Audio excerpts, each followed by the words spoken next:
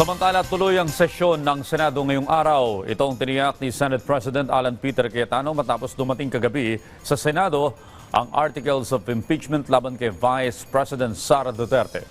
Kasabay naman ito ng putukan sa Senado ng tangkay-umano ng ilang armadong kalalakihan na pumasok sa Senate building. Sinabi ni Cayetano na maayos namang nakarating sa Senado ang articles of impeachment at agad na umalis ang mga nagdala nito mula sa Kamara. Nagpasalamat si Cayetano at ligtas at maayos naman ang kalagayan ng mga senador kagabi.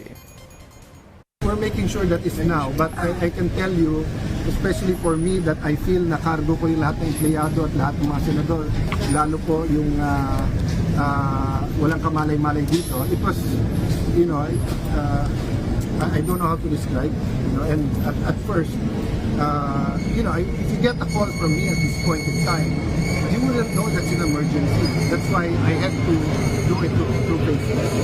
So categorical safe na ang Senado? Hindi na yung masabi kasi I mean, it's secure. It's secure.